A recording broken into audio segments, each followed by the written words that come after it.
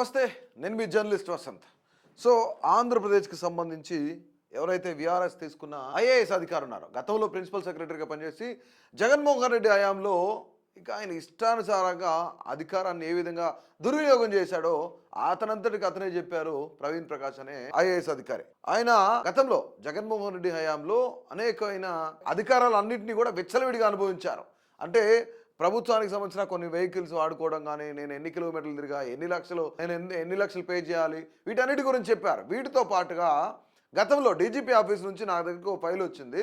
ఎవరైతే AB Venkateswararao IPS officer, అలాగే ఈయన కృష్ణకిషోర్ ఉన్నారు ఐఆర్ఎస్ ఆఫీసర్, వీళ్ళిద్దరి పైన యాక్షన్ తీసుకోమని డీజీపీ ఆఫీస్ నుంచి నాకు ఫైల్ వచ్చింది. దాంట్లో వాళ్ళపైన డెసిషన్ తీసుకోవడంలో కీలక పాత్ర పోషించిన వ్యక్తి ప్రవీణ్ ప్రకాష్. అతనంతరికి అతనే ఒప్పుకున్నాడు. And that to public apology video కూడా రిలీజ్ చేశారు. ఇప్పుడు మొత్తానికి కూడా ఎందుకు ఈ వీడియో రిలీజ్ చేసినట్టు అతనిపైన ట్రోలింగ్స్ జరుగుతున్నాయని చెప్పేసి నన్ను సోషల్ మీడియాలో వ్యక్తిగతంగా కించపరిచేలా మాట్లాడుతున్నారు.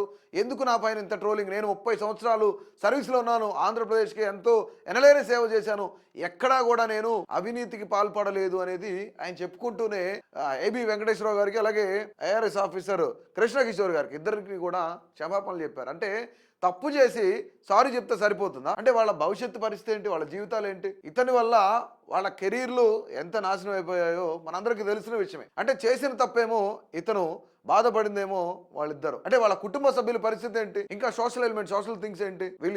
ఇతను చేసిన దానికి, ఒక వ్యక్తి చేసిన దానికి. అంటే ఇతను ఏం చెప్తాడు, ఒక డీజీపీ ఆఫీస్ నుంచి నాకు ఫైల్ వచ్చింది, ఆ ఫైల్కి సంబంధించి నేనే మూవ్ చేశాను అన్నట్లుగా ఆయన చెప్పారు. అంటే డీజీపీ పైన ఇంకెవరున్నారు? రాజకీయ నాయకులు ఉన్నారా?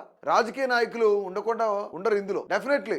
అంటే చేసిన తప్పు ఒప్పుకొని సారీ అని అంటే సరిపోతుంది. వాళ్ళ భవిష్యత్తు ఏంటి, వాళ్ళ కెరియర్ ఏంటి, వాళ్ళ కుటుంబాల నేపథ్యం ఏంటి, వాళ్ళ కుటుంబాలు ఎంత బాధపడి ఉంటాయి, వ్యక్తిగతంగా వాళ్ళు కూడా ఎంత ఇబ్బంది పడి ఉంటారు. దీన్ని నిజంగానే అసలు హైకోర్టు, సుప్రీంకోర్టు కానీ కోర్టులే ఈ కేసును సుమోటోగా తీసుకొని ఇలాంటి వ్యక్తుల్ని, వీళ్ళ వెనుకున్న డీజీపీని, అలాగే ఆ డీజీపీ పైన ఉన్న రాజకీయ నాయకులు ఎవరైతున్నారో, కుట్ర చేసిన వాళ్ళు ఎవరైతున్నారో వీళ్ళందరినీ కూడా సుమోటోగా తీసుకొని ఈ కేసులో వీళ్ళందరినీ చేర్చి శిక్ష పడేలా చేయాలి. అంటే ఫ్యూచర్ వీళ్ళకి కనుక శిక్ష పడేలా చేస్తే ఫ్యూచర్లో ఇలాంటి తప్పిదాలు ఏ ఒక్క అధికారి చేయకుండా, అంటే రాజకీయ అండదండలతో, రాజకీయ నాయకుల అండదండలతో ఇష్టానుసారంగా మనం ఏది మాట్లాడినా, మనం ఏది చేసినా చెల్లిపోతుంది అనుకుంటున్న అధికారులు ఎవరైతున్నారో ఇలాంటి అధికారులకు కూడా భవిష్యత్తులో బుద్ధి రావాలి. అంటే ఖచ్చితంగా కోర్టులు ఇలాంటి వ్యక్తుల దగ్గర నుంచి, ఇలాంటి వ్యక్తులు చేసిన తప్పుల్ని ఖచ్చితంగా కోర్టులు సుమోటోగా ఈ కేసు తీసుకొని, ఎవరైతే టీఆర్ఎస్ తీసుకున్న ఈ వ్యక్తి ఉన్నారో ప్రవీణ్ ప్రకాష్ గారిని, ఆ సమయంలో డీజీపీగా ఉన్న వ్యక్తిని, ఆ డీజీపీ పైన రాజకీయ నేతలు ఎవరు ఉన్నారు ఆ రాజకీయ నాయకులను కూడా ఖచ్చితంగా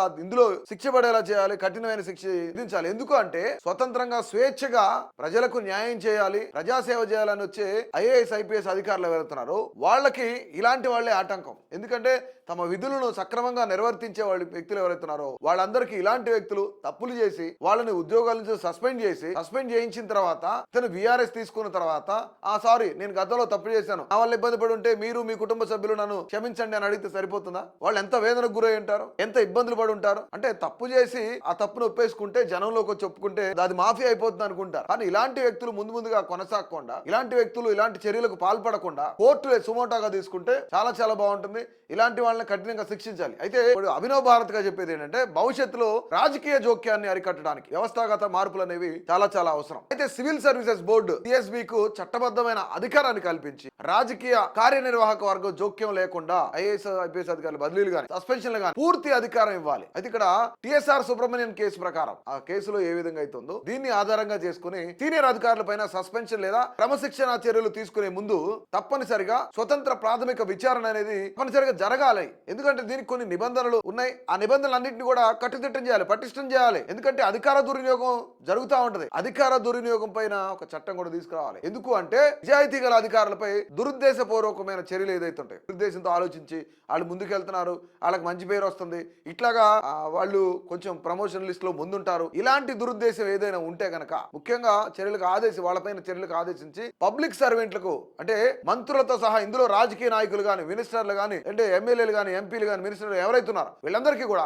నిర్దిష్ట క్రిమినల్ శిక్షలను నిర్దేశించాలంటే అలాట్ చేయాల్సిందే. క్రిమినల్ శిక్షల్లో ఎవరికి మినహాయింపు లేదు. అలాంటి చట్టాలు రూపొందించాలి. నైతిక వైఫల్యం ఎవరైతే చూపిస్తున్నారో ఆ అధికారి లేదా అధికారాన్ని దుర్వినియోగం చేసిన రాజకీయ నాయకుడు ఎవరైతున్నారో వీళ్ళందరినీ కూడా తీవ్రమైన పరిణామాలు ఎదుర్కోవాలని చెప్పేసి, తద్వారా సివిల్ సర్వీసెస్ స్వతంత్రతను కాపాడాలనేదే అభినవ్ భారత్ విన్నపం.